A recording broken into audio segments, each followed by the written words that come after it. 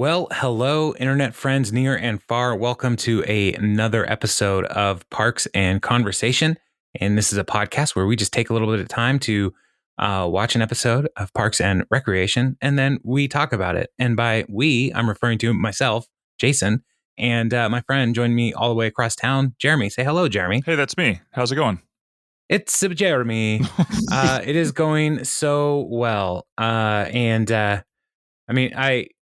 As we are recording this, we are just learning, and we were talking before firing open the microphones, that Chris Pratt is going to be the voice of Mario in the upcoming Mario movie. I don't know if that's a good thing or a bad thing. Or the one that you just watched, or the one that came out 10 years ago, depending upon when you listen to this. Time is weird. Time is weird, and podcasting only makes it more weird. I hope it was good or is good. Both. I have very little expectation on any kind of Mario movie. Have you been burned before? Yeah. Do you not remember Mario Brothers? No, I do. I just, I just don't know what level of anger it creates inside of you thinking about it, reliving that. Well, I wouldn't call it anger as much as apathy. So that is a movie that has happened. Yeah. And then there's also the Super Mario Super Show, which you can find on Netflix. And it is really something. Did you watch that when you were a kid? No. The Super Mario Super Show? Oh, man. Mm-mm. One of the things, have you ever seen it? I don't know. Not that I know of. All right. We're redirecting this entire podcast. Okay. The Super Mario Super Show is a mix of live action Mario and Luigi plumbing business in the real world, and Mario and Luigi and Bowser in the cartoon world. The two worlds don't interact at all. I do remember this now. Yes. All right. And then they also had in every episode, like trailers, previews for a Legend of Zelda cartoon, because that was a different show. So there were two shows, Nintendo centric, and they were both bad. So that's where that's at. All right. Well, I'm glad we cleared that up. Yeah. Anyway, that's not really the point that people came here for. So if you are looking for a Super Mario Super Show podcast, good luck. Today, we're talking about season 4, episode 10, Citizen Nope. And this episode is the aftermath of Ben and Leslie going public with their relationship. Leslie suspended, and Ben resigned in disgrace. And so, what are they going to do now? Their whole life has been government focused and serving the public. So, you'd think 2-week suspension, take some time to relax and get your brain straight. And that's maybe what most people would do. Take a beat, take a sabbatical. Yeah, real quick, just a short one, 2 weeks, just rest. That's not what Leslie does. Mm-mm. And so the cold open has Leslie sneaking in to work, late at night in the dark to transfer some files onto a flash drive or a thumb drive, whatever, a USB stick, however you want to call it. And she is not yet realized that Dropbox is a thing. And if she had Dropbox, she probably would have been saving some things to the cloud and not having to come in. So this is an important thing to remember, everybody. You can back up your files to multiple locations. And this episode is brought to you by Backblaze, hopefully. Is that a thing? I've never even heard of that. Yeah, I use Backblaze for my offsite backup. I currently have 2 backups. I have an on-site backup and then a cloud backup in case my house catches fire. Wow. So it backs up every night at midnight. So one thing we know is that clouds never catch on fire. No, never. They're full of water. Mm-hmm. So anyway, so data. Yeah, which is good. I mean, I don't want dry data. I want my data to be moist. Yep. So You got there. yeah. So Leslie's in there, and the jump drive is transferring very slowly, and then out of nowhere, Chris Traeger shows up and is dressed to go running. So like he must have been working late and running home. That's my headcanon for why he's the way he is. Yeah. And Leslie notes his new jogging shirt, and he points out that it's an experimental fabric called Bumbleflex made of synthetic bees' wings. Now, this got me thinking, what would you do with a synthetic bee wing? Are people like finding wings without bees and like grafting synthetic wings onto them? Yeah, prosthetic bees wings. Okay. Like you see like dolphins like have gotten their tails, hurt, and so they give them prosthetic tails. Yeah, bees, why not? They just Is that a real thing? The dolphins? Oh, absolutely. Yeah. Absolutely. Yeah. Dorsal fins on whales. People have made prosthetics for animals. I mean, it's a tale as old as time. Because whales are old, is what I'm saying. Okay. Well, all right. I did not know that. So now they're doing that with bees, I guess. And so Chris tells Leslie, you can't be here. You got to be suspended. And Leslie's like, no, I'm just getting some of this work to take home. So I'll still be suspended. And I love that Chris does not like saying the word no. Right. And so he spells it N-O. And so then she's like, I just want to do all my job at home and I won't be here, essentially. And so Leslie's like, no, you can't do that. And so he's like, give me the flash drive. Leslie gives him nasal spray instead, thinking he's dumb, because they feel very different. And then they do a swap. Like, give me the jump drive, give me the nasal spray. And they swap on 3. And then Leslie grabs the jump drive anyway, and then runs out the building and then knocks a chair down to try to trip Chris up.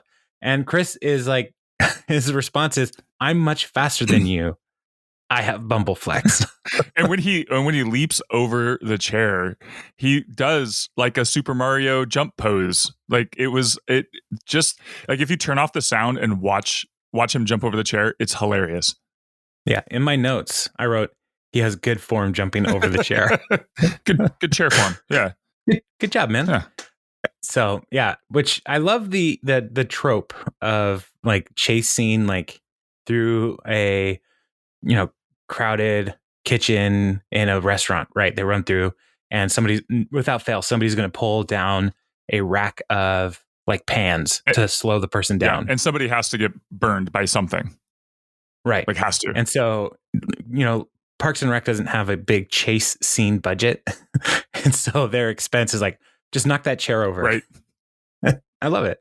So, and Leslie thinks that's actually going to do something, because whether or not Chris jumped over it, he could have still like taken 2 steps around it. Sure. And he is much faster than Leslie. So, do you think he got the flash drive back? Yeah, I think he did. Okay. He is much faster, and he's got Bumbleflex. So, I don't know what that fabric how that would help you run better. But anyway, I'm thinking way too much about a thing that doesn't exist. So, well, that's what this is for. This is exactly what it's for. It's just a t-shirt material that is so light that it literally helps you run faster, like shoes with lightning bolts on the side, right? Oh, okay. Yeah. So like when my son had Lightning McQueen shoes when he was like 3 years old. Yeah. And he was actually faster, or his Flash costume that he had when he was also 3 years old. And he believed he was actually faster. Right. Same kind of thing. I think so. Oh, okay, cool. Yeah. So Chris is just in a costume. That's all. Speed costume. Right. Exactly. All right. So that's the cold open, setting up a bit of the tone for the rest of the episode. Leslie can't work, and she'll probably die. So, Leslie, you have 2 weeks to live. Unfortunately, you can't do the thing you love the most, which is work. She's a shark, man. She's got to keep moving. Exactly. Yeah. So, with that in mind, then it cuts after credits. Leslie and Ben, now that their relationship is public, They are eating breakfast together at JJ's Diner. And they're talking about what they're going to do with their life. And Leslie's like, this suspension is actually a blessing. We get to be together. And Ben says, yeah, I feel the same way about resigning in disgrace. And Leslie's like trying to pep him up. Like, you got to just stay busy. I invented a new spice called Sulgur. It's part salt, part sugar. And Ben's like, what is that good for? Butterscotch pudding. And we'll see another thing that it'll be good for later as well. Is sugar is sugar a spice? I don't know. I'm not a foodtician. Okay. Right. I would think anything that flavors something would be a spice. Listener, let us know. Is sugar a spice? Sweetener, maybe. I don't know. Well, yeah, but like cinnamon is a spice, right? Oh, for sure. But it's not sweet inherently. It's usually... Sometimes it's sweet. Well, it's when it's with sweet things like frosting. Or when it's contrasting a bitter thing like coffee. It adds a sweetness to the coffee. Or is that just your mouth saying there's an absence of bitterness? Wow, this got deep. Have some coffee now. Man. I don't know. Anyway, yeah. Just tell us. Tell us how wrong we are. Yeah, listener, email us at parksandconversation@gmail.com. Let us know. And if you had Sulgur, what other applications would you use it on? And so so Leslie they're kind of walking through their day. Leslie's like, I've got a meeting with my advisors. And Ben says, yeah, I've got this job doing in-house accounting work for an accounting firm. So that could be pretty interesting. And he seems like he's like really actually optimistic about this. And then his response is like, if I hadn't resigned in disgrace, I might never have explored the private sector. Why didn't I resign in disgrace 12 years ago? And Leslie's like, you need to stop saying that, especially in job interviews. Right. So he's like, oh yeah, good call. So that's kind of the divergence of their plot. So the A plot is going to be Leslie dealing with not being able to work. The B plot will be Ben and his prospects. And our C plot will be what's going on in the parks department. And so, because that's where it goes next is the parks. Leslie sends Anne to give everybody gifts at work. Now, I know that Leslie knows where all these people live. Mm-hmm. And just because she's suspended from work doesn't mean she can't go to their houses. Sure. Right? But she still sends Anne to do all of her deliveries because Anne is essentially a doormat. We talked a while ago about Chris and Anne and their defining their relationship, like talking about what was wrong. Mm-hmm. When Chris was dating Millicent and things weren't working very well. And Anne said, like, you basically make everybody into you. But really, the problem is Anne lets everybody make her into whatever they want her to be. Yeah, we saw that when she was dating all those guys and turned into the cowboy and the weightlifter or whatever. Yeah, right? Yeah. So here, Anne has... Leslie wants Anne to be her FedEx. And so she's delivering presents for her. So anyway, it's just... the more I watch this, the more annoyed I am with Anne. Because it's like, you can be a person and you don't have to be whatever Leslie says you are. But anyway, so the gifts that Anne delivers for Andy, a certified gold Mouse Rot album, which sold over 100 copies in Pawnee, which is not a true certified gold album. So that's his gift. Donna gets a personalized leopard printed robe, and on the back it says you can get it. And Tom got a Watch the Throne substitute. Instead of tickets to the tour, it's a stopwatch and a tiny throne, and inside the stopwatch it's just no clock, it just says baller time. So I think that's probably the best gift of all of them so far. And then she gave April a picture of her slaying the Black Eyed Peas. And for Ron, a remote control door closer thing, which is definitely something that Ron would never use for ill. But over the last several years, we saw that that's a real thing. Mm-hmm. And creepy people like Matt Lauer used it creepily. So that just watching this was like, ew, gross, icky. But Ron has windows on his office, so he can't Matt Lauer it up. But still, very weird. But very on point. Like the whole point is like all of these gifts are like super personal, and right, yeah. And Leslie knows her people to get them like the things that would actually get them excited. Yeah, and Ron is like emotional with this gift, and so he comes out and says, "Listen, we've got to like make it up to Leslie. She's gone above and beyond, and so we need to." What he says, erase the enormous emotional debt that has built up over the years of this gift giving imbalance. Because Ron's gift is $20 bills to everybody. So it's like, we got to make it up to her. And so everybody starts thinking of ideas. And Jerry is so great. Oh, geez. Socks. She gets me. The least personalized gift is the socks. And so Jerry he's just really stoked about the socks. So let's follow this C plot plan. And so fast forward and April, and they're talking in the office, and April is saying we could get Leslie some marshmallow fluff because she has some. And Andy's like, correction, you had some. And he's holding it in his hand, and April's like, did you scoop it out of the jar with your hand like a bear? Yes, I can't get it off. So, which absolutely, that's what Andy would do. His boss is gone. He's Leslie's assistant, and she's gone. So what else is he going to do with his time? Dude, other than eat candy? Marshmallow fluff is so good. I don't think I've ever had marshmallow fluff. Oh, man. Marshmallow fluff on graham crackers or like Andy did. I might use a spoon at least, but yeah, it's legit. It's good. Well, where's Andy going to find a spoon? Right. I mean, he's in an entire building that has a cafeteria. Yeah. So no hope. So Tom comes in, and he has created a word cloud out of Leslie's emails, letters, and memos. And so in there, you can see all of the words that are used the most are big.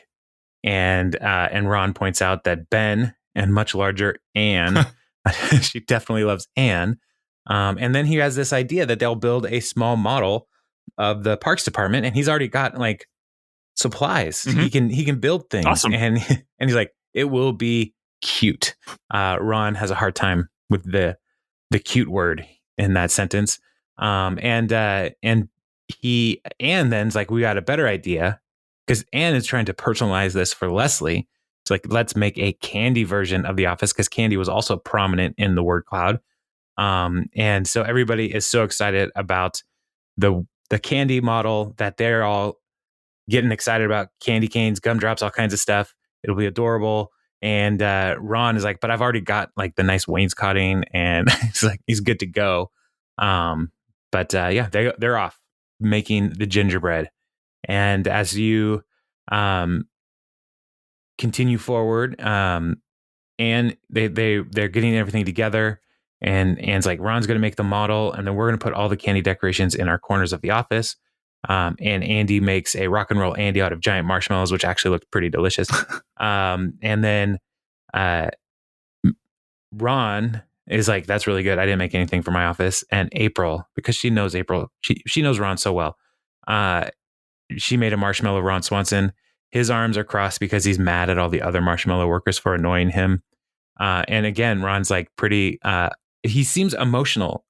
Like, it's fine. Right. But it's like, it's so good. It's so perfect. You know him so well. And then Tom talks too much about chocolate. And what kind of chocolate he is. And he also didn't shape it into anything. He just has a bag of chocolate. Well, not only that, it's gourmet fudge. It's just fudge. Yeah. It's like, when you say that, what kind of chocolate do you like? I don't think fudge. Like, I don't know why.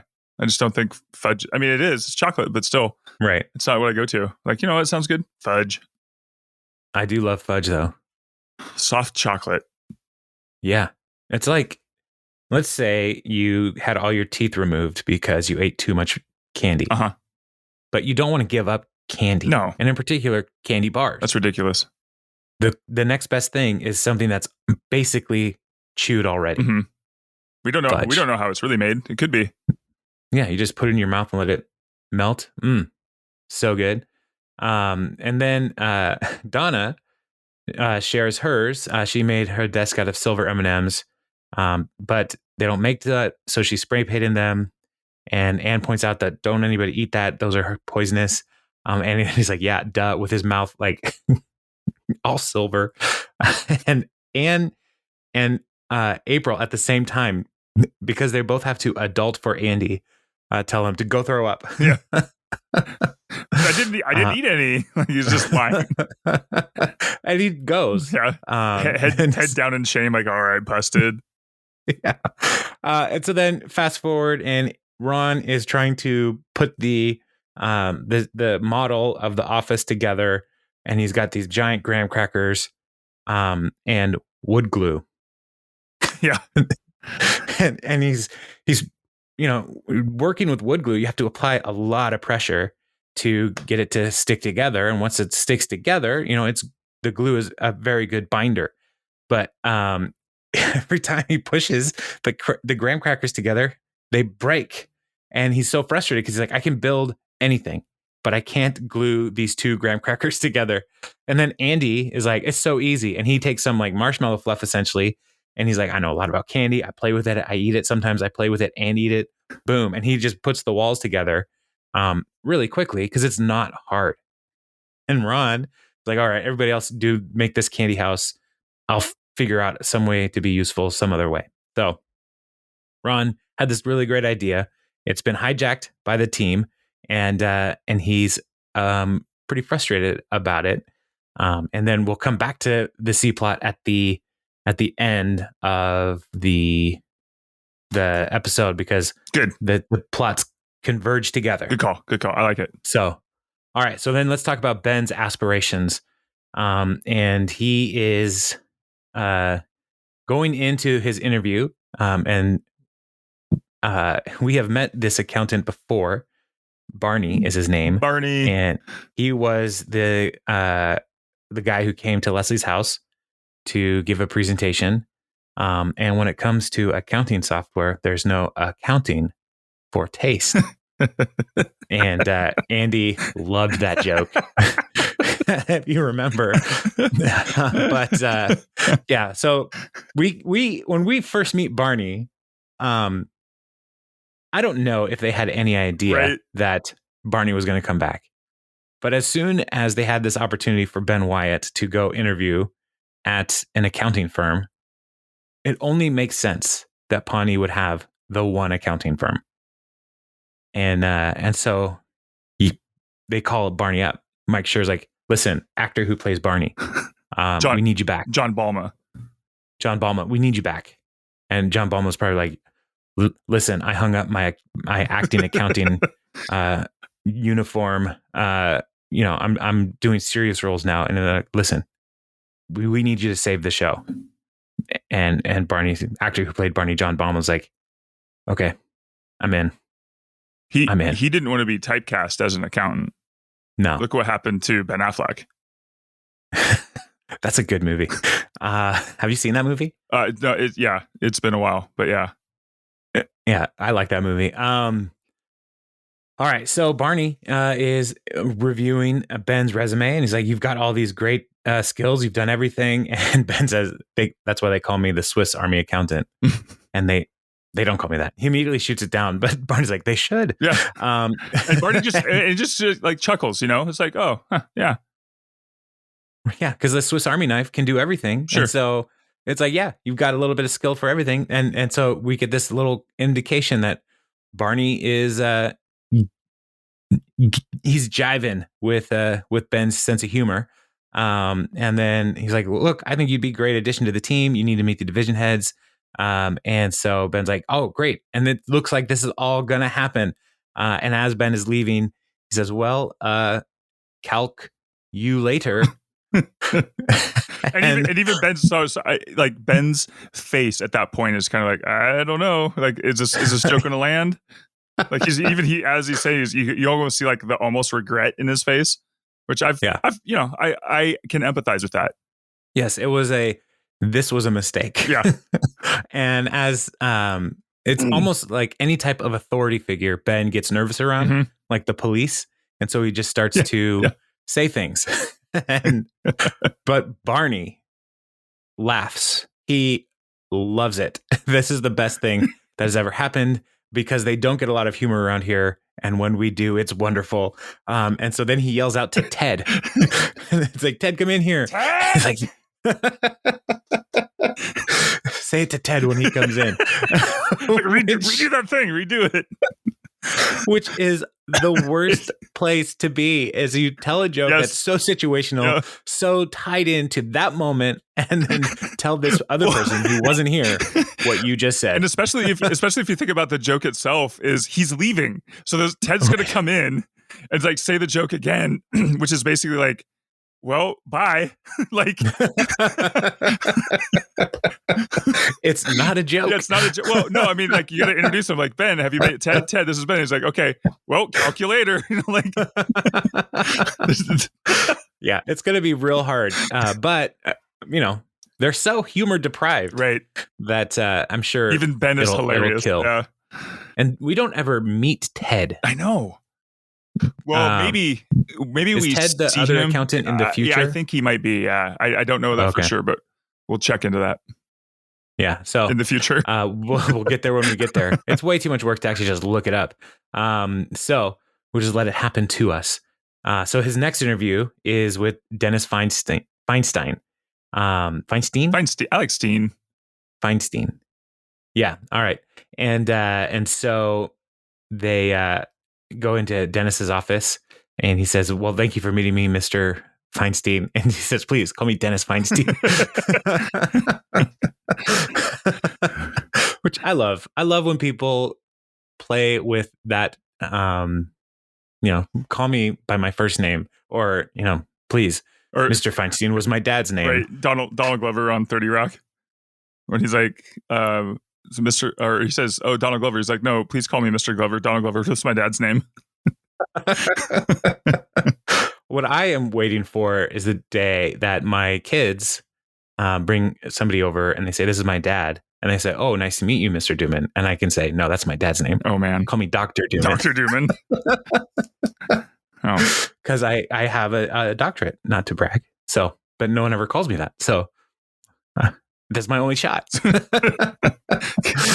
So, So Dennis is like, "I'm going to cut right to the chase. Cologne is my whole thing. And why should I trust you with my business?" And Ben gives his credentials. He's worked in government accounting. He wants to be in the private sector for a change. And then he's like, "Listen, I like you, but I also like Eddie." And Ben's like, "Who's Eddie?" And then he's like, "Eddie is my current CFO." And he points, and there's Eddie is in the room, right over on the side.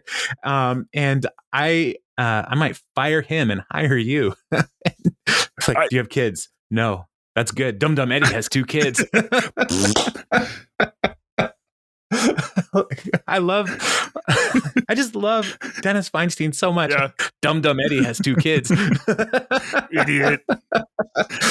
And Ben is like, "Oh no, don't fire him." It's like, "Eddie, I'm sorry. Why do you even have him here?" He's like, don't talk to him like he's subhuman. But not even that. Just treat him like you would treat a person in another country that you paid $25,000 to hunt. And like, "What are you talking about?" "I'm talking about the best vacation of my life." And then it just keeps getting funnier because he's like, "That's it. I'm done. I do not want this job. I don't want it." He's trying to leave. And Dennis is like, "Dude, you're crazy, man." We'll be in touch. Like the fact that he doesn't want the job is like, this is the guy I want. Right. Right. Yeah. So it's a pretty good thing going on here. So, so Ben and Leslie will meet later and they'll talk about this a little bit. But Ben is not really sure what he wants. And so Leslie will say, "Hey, why don't you just pause for a bit? Take some time." Yeah. And so Ben is on his way to I think, go tell the people at the accounting firm he doesn't want the job, which is like, that's a phone call, man. Don't go in. But he needs to go into this business complex with a hair salon or a waxing salon because he needs to run into Jean-Ralphio Saperstein, the voice of wisdom, who jumps on him like a kid in high school, like right, that comes up from behind, puts his hand on your shoulder, and like launches up, and it's I was like, this guy, he just never goes up. Yeah. And so he's like, he yells at him, Benjamin, and he jumps on him, and Ben's like, oh my God. And Jean-Ralphio, his response is, yeah, I know. Right? Yeah, I know. I'm a lot. Yeah, it's fine. There's a lot going on here. And so he's like, what's going on? His hair is extra Ralphioed. Yeah, it's a lot. He's just so much on Jean-Ralphio, like turned to 11 today. Right. And he's like, I'm good. I'm actually going right here for an appointment, getting a Brazilian. And then he talks about the woman that does this for him named Kim. And he's like, when she rips it off, she smiles and it makes you feel things. Throw my name in, get a referral discount. So, if you don't mind. Yeah. And Ben's just like, okay.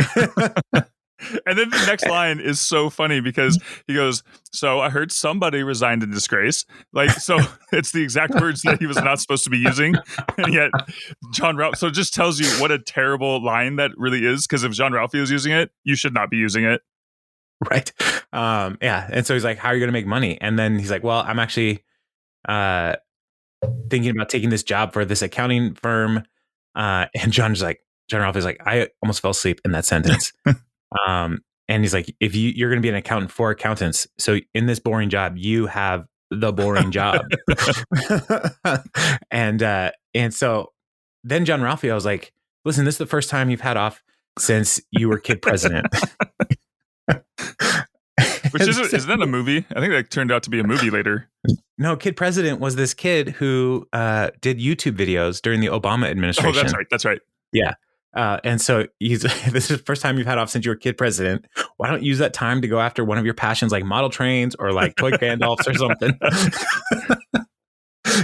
So, like, I know people who are super into model trains, and it is a passion for them. I've never heard of anybody who's very passionate about toy Gandalfs or something. And Ben's like, I don't know why you jumped right to model trains. I mean, it's accurate. That's the nice thing about Ben is like, even if he gets offended, he at least lets you know, like that offends me, but I mean, it is true. You're not wrong. Well, yeah, I don't like that you pointed that out, but and then I'm just gonna can I just read exactly Jean-Ralphio's closing remark to this whole thing, please? All right, I'm going to tell you something that I once heard from a very, very smart woman named Kim. And Ben's like, the woman who waxes you? She told me, if you don't love what you do, then why do it?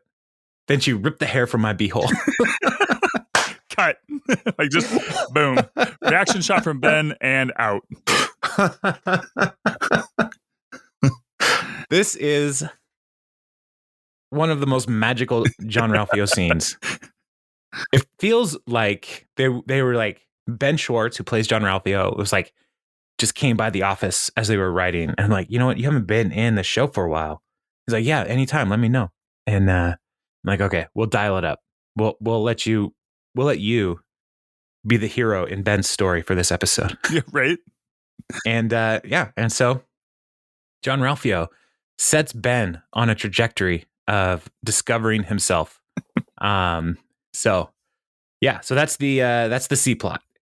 All right, so let's go back to the A plot as Leslie is with Ben and Ben, like they're having breakfast together. And she said, you can still. No, wait, that's not it. Sorry. Leslie goes to her meeting with her campaign people, William and Elizabeth. And according to the script, they're both named Barnes. So as we find out, they're brother and sister later. Okay. That's got to be what it is. Well, it could be husband and wife. But no, because Elizabeth will that's right. let Leslie know that she's gay. And so they still could be. Never mind. Yeah. They could also be cousins. Yeah, sure. Or clones of Bucky Barnes. And so Leslie comes into their office with holiday gifts for her team. And she got a tree ornament for William, and as she's slowly pulling out, she doesn't know Right. their relationship, or she doesn't know their last names. I don't know what's going on. And she's slowly pulling out a Nope 2012 menorah, maybe. No, and it's like, okay, good, then I got you an ornament too. And so they're going to try to help her figure out what to do after this scandal. So they're going to do some polls and all that stuff. And they say, hey, listen, sit tight, take a beat, relax, cut to a talking head. And Leslie's like, I don't do those things. In fact, while I was in that meeting, I was also planning my mother's birthday party in my head. And then strawberry margaritas, another use for Selger. And so she does not like this idea of not working. And then cuts to Ben and Leslie at Ben and Andy and April's house, as Ben and Leslie are eating dinner together. And Ben is like, I love me a calzone, which interesting will be important later. Where are you at with the whole Italian? Are you calzone, pizza? Like, I don't know what the other ones are. Hot Pocket, Pizza Pocket, Stromboli, I think. Oh yeah, ooh, yeah. I like all that stuff. Okay. I can't eat it regularly because I want to keep a heart. So that's the thing that slows me down. But yeah, where are you at with this stuff? Yeah, no, I enjoy calzone, but you really have to. I think the very first calzone I ever had, they didn't bring me the side of the sauce. I didn't know you're supposed to because it's very bready. It feels like there's just more bread. Yes, and so I didn't have the sauce, and so I was like, I don't get it. And then somebody had one, and they had the extra sauce. I was like, this is amazing. So, but it's also a lot more work than pizza. So yeah, pizza's easier. It's better. Well, I think the calzone, in intention, is supposed to be. Well, let me back up. I think the best size calzone is Hot Pocket size, because you can hold it with your hand and you can take it on the go. Like as you're skateboarding with the cool kids, you can be eating a Hot Pocket. Yeah. Right. And even now, the Hot Pocket sleeve, there's there's some that have a little catch at the bottom of it. And I was spending way too much time analyzing a Hot Pocket the other day. And there are instructions on the Hot Pocket sleeves that we had to rip levels down as you're biting. Oh yeah. And I was like, this is brilliant, you guys. Thank you. I appreciate the Hot Pocket company. And so, yeah, I love a calzone. But yeah, if you go to Sbarro and you get a calzone, it's really just I think a scam on many of their places, because it's the real money in pizzeria is in the toppings. And so we want to fill people up with the bread. Right. So we don't have as many toppings. Because it's all bread and crust, which I love bread and crust. Sure. Don't get me wrong. But bread and crust are a topping delivery system. Exactly. And the cheese is the glue that keeps it all together. Yeah. So, you have to kind of, know what you're going into when you commit to a calzone, but then also recognize that, there's options. You don't have to, just because you came here looking for a calzone doesn't mean you're married to that decision. I think it'd be great to start just carrying around calzones, like to-go food. Just eating giant calzones. People are like, what are you doing? It's like, well, it's just a giant Hot Pocket. Like, what's the difference? Yeah. Well, you're a braver man than I. Because they're also very hot. That's true. The calzone, the way that they serve them at these different establishments, it's on a plate. It's big. It's hot because they got to cook all of the insides of the calzone. So you got to really know what you're getting into there. And it is a commitment. Maybe it's best for sharing. Yeah. All right. Anyway. I might not have thought that through. Well, I'll workshop it. I know. You do that. And so, so they're eating. Penn is eating a calzone. And Leslie's like, I'm going crazy. They won't let me do work in the parks department. They won't let me work on the campaign. I don't know what to do. I want to improve the town, and nobody's let me do that. And Ben is noticing as she's doing this, she's scooping a lot of Salger on her pasta. And he says, that's a lot. And she's like, no, this is just sugar. And he breaks the fourth wall. He just looks right at the camera like, yeah, what am I supposed to do with this, guys? this is something. And so, Ben says, I think they're going to make me an offer at that accounting firm. And he's like, that's great. Are you going to take it? Well, it pays well. The commute's long. I didn't love the carpeting, but I love Ben. I don't know. Jeremy, we're friends. Okay. What I'm about to say that's cool. comes from a deep friendship. But this moment in listening to Ben, I was like, wow, strong Jeremy energy here. Yeah, because it's kind of like, I mean, here's this opportunity, here's this thing that this is what the universe has provided. And it might not be perfect, and you already see the flaws in it, but here we go. This is my life now. The carpet. Yeah. The commute's long. The carpet's long. Not good. Like, wow. But then you shake it off. You just shake it. He shakes his head like, yeah, it's fine. It'll be fine. It'll be fine. I'll make it work. I'll be the funny guy there. So, I got that going for me. I'm already the funniest person Barney's ever met. So he's like, I don't know. I'll see what else is out there. And, Leslie's like, yeah, take a month. Do it. And and then Ben also tells her, like, you can't work and you can't run your campaign, but you can still serve as a private citizen. And Leslie has this great idea to harness the community, and so she starts a committee, and she leaves, and then Ben just says, I can hear you breathing, and yes, you can finish her pasta. And April and Andy come out of the closet that they were hiding in, and they just start chowing down on her pasta.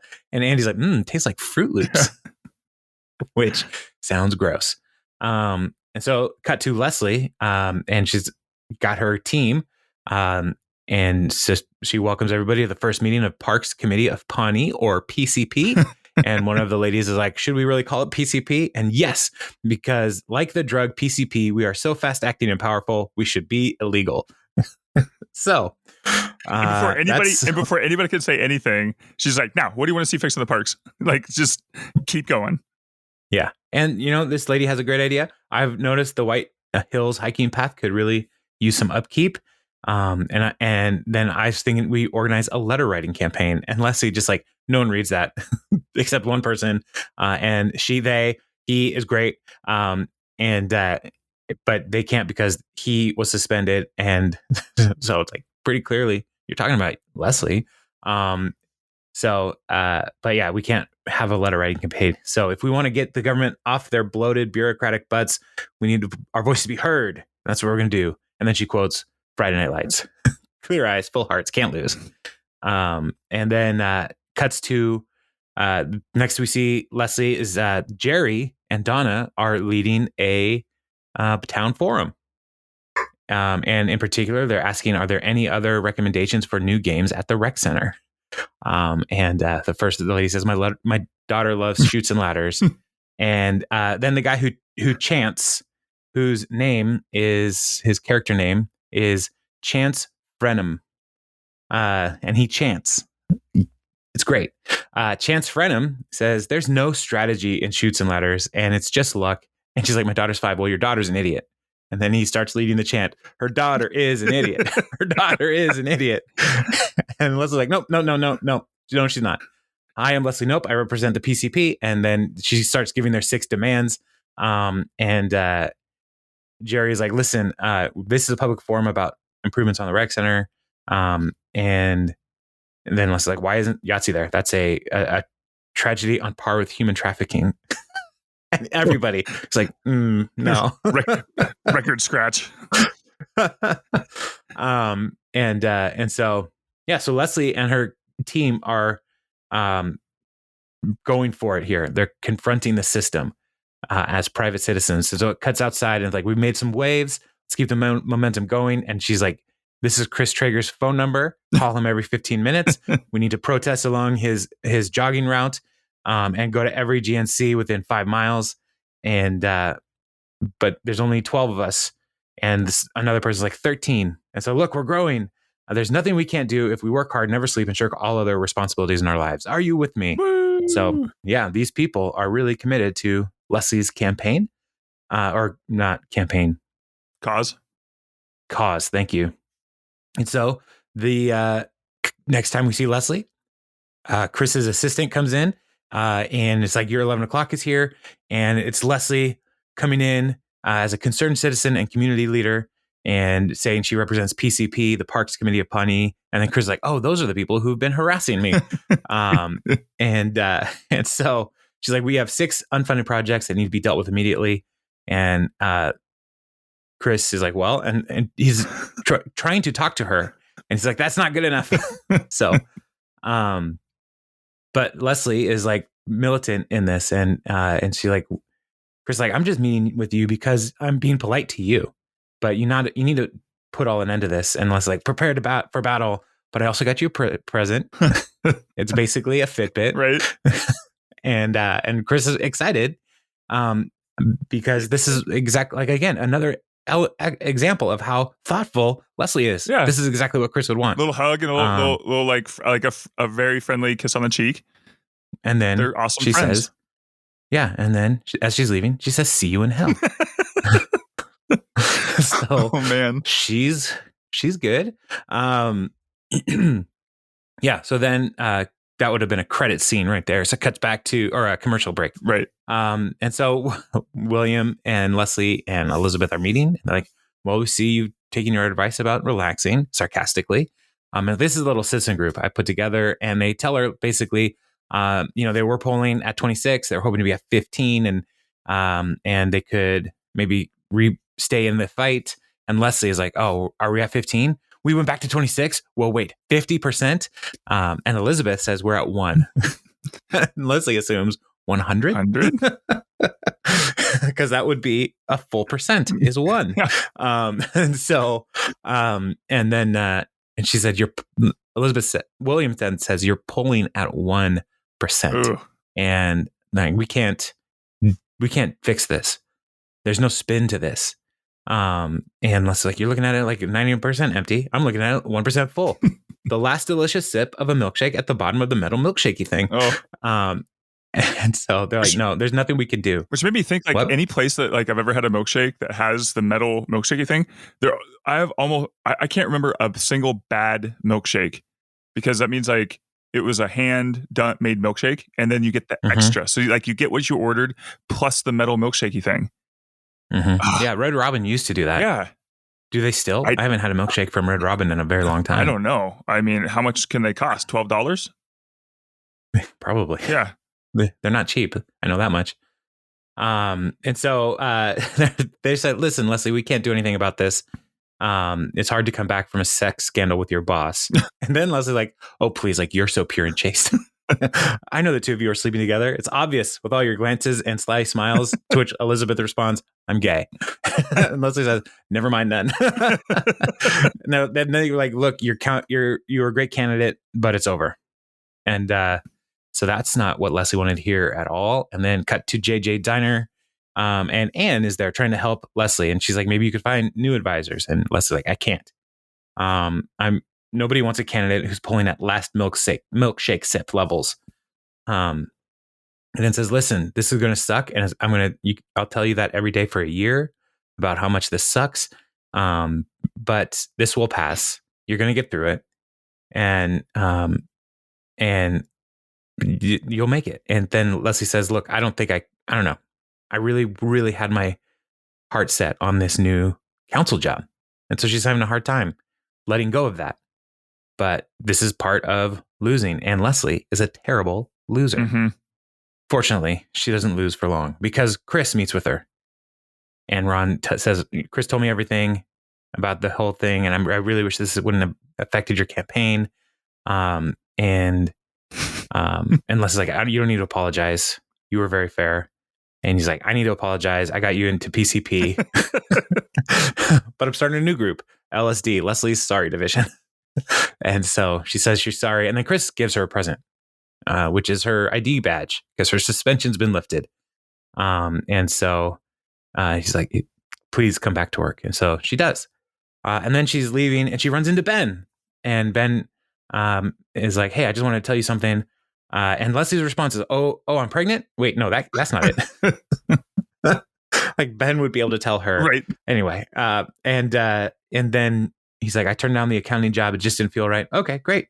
I'm proud of you. What are you going to do instead? I have no idea.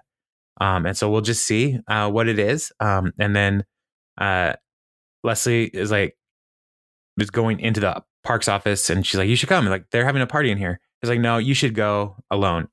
And so she goes in, and everybody's there. Merry Christmas, Leslie. They made this little replica of the parks department out of gingerbread. And Leslie's like, "I love it, and I love you guys, and specifically." And you all did this. And Ron is like, "Yes, everyone except me. Turns out I cannot make gingerbread house, which would bother me if I were an 8-year-old girl." But it did bother him. Mm-hmm. We saw it.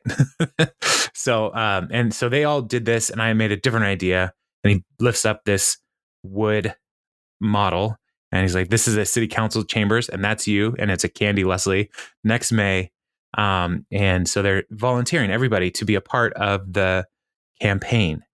And so Anne is doing whatever she can. April is going to be youth outreach. Oh, wait. They drop a banner down. Yes. And yes. This isn't in like my notes, but like they drop a banner down, Nope 2012, and it goes right in front of Jerry, which I love. I was like, Jerry's on the wrong side of the banner, right? Especially when he actually comes into the scene, it ties together. It's perfect. Yes, and so Anne is going to be office manager. April is going to be youth outreach, director of new media. Tom is image consultant, swagger coach. Andy is security suites body man, javelin if need be. Donna is transpo, aka rides in my Benz. And then it cuts to Jerry. He's like, "I didn't know we were doing this. I didn't come up with anything." Right. So he's left behind. He's like, the banner, it was symbolic. It's great. Yeah. And Ron is like, "I'll do whatever else you need." That popped in my head too, because Jerry on the fly could have also said like, "Well, I guess I can do whatever you need," but instead he gets offended, and Ron gets to, even after Jerry had a chance, he could have been kind of awesome like Ron was, and Ron's like, whatever else you need. I don't know if Jerry was offended as much as just flummoxed. He's like, "I don't know what's happening." Yeah. So Leslie now has a campaign team. They're not professionals. They're not going to do a great job a lot of the time. But Leslie says, finding gift giving is like a sport, because I always win. But this year, my friends won. And so it's really sweet. It's a great ending to this episode. Yeah. But it doesn't stay sweet, because it comes into we see Barney again. And do you have a copy of the script in front of you? No, I do. Yeah. Okay. I think we should just read this. Oh, okay. Because it's just perfect. Okay. All right. So who do you want to be? I probably should be. I have more of a Barney voice, I feel. Okay. You're Barney. All right. All right. Ready? All right. Yeah. Welcome, Mr. Saperstein. Thank you so much. I'll just show you to your cubicle. I can't wait. I bet it's a big one, huh, Barney? Yeah. The temp agency said that you're fluent in QuickBooks Pro, correct? Oh, right. Yeah, we should cover that. You see, my resume may not actually be accurate, right? So I have no idea what you're talking about. Don't know what QuickBooks are. You don't have any accounting experience? No, Barney, come on. But you don't have to be an accountant to know that this girl is at 10. Yo, what up, DS? You come here often? To my job? Ooh, she's got a mouth on her also. Shut it. Is this the new temp who's supposed to help me with the spreadsheets? You want to talk about spreading the sheets? You can go back to my place and I will rock your... You're fired. That makes sense. So I just go out the same way I came in? That was terrible, but it's so funny. Now, on the script here. Yeah. And I watch it with subtitles also. It says, DS. You don't have to be an accountant to know this girl is a 10. Yo, what up, DS? Is it supposed to be DS or is it Diaz? Yeah. Like 10. Oh, yeah. Nice. I think he's calling her 10 in Spanish. But I don't know, because I don't know what DS would stand for. Unless he knew her, but he would have called her by her name. So yeah, it must be Spanish. Right. Spanish 10. Yeah. And so I think what happened here is whoever made this authorized transcript just took it off the subtitles. And the subtitle person, whoever made the subtitles, put DS. But it should be Diaz, right? Diaz. Am I crazy? No, you're not crazy. I think you've because I was thinking the same thing last night. I didn't know if he was calling her like some like street nickname thing, like Shoddy or something that I've never heard of, or like he knew her last name but didn't really know her. Like he went to high school but never knew her. So yeah, that makes a lot more sense. Oh, this is great. I feel like I learned something. Well, yeah, I did. I really like, yeah, I for years, I'm like, what is he saying there? Yeah. Like, I didn't understand it. And then I saw the subtitles and I was like, that doesn't make sense.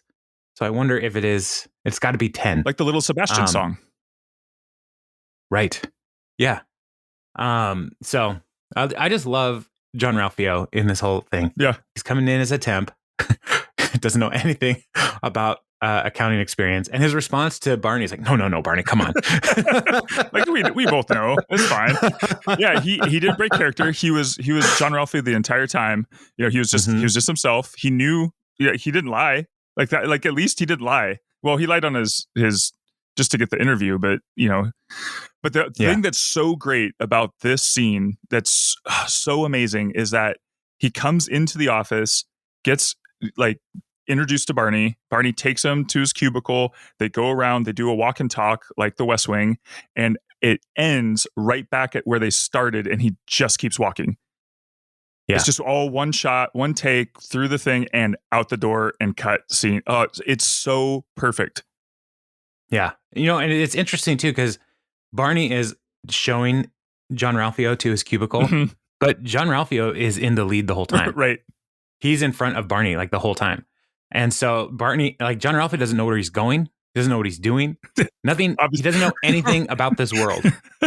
But it's so Jean-Ralphio because that's how he lives his life. But he's going to take charge. Like he's going to be in the lead, even though he has no clue what he's doing. So with total confidence. This credit scene right here, is the perfect summation of Jean-Ralphio's entire character arc. He starts a loser. He will end as a loser. But he talks in Tajikistan. But he talks a great game the entire time. Yeah. So yeah, it's so perfect. And I wonder, I haven't really thought about this until just now. Is this the only credit scene that doesn't have a like full cast member in it? Like, because Jean-Ralphio is he's not in every episode. And so I wonder if this is like the only, if there are others like this, where it's guests who are taking the lead. I'll start watching them all over again. Okay, thank you. All right, report back next week. Okay. All right. Well, I love this episode.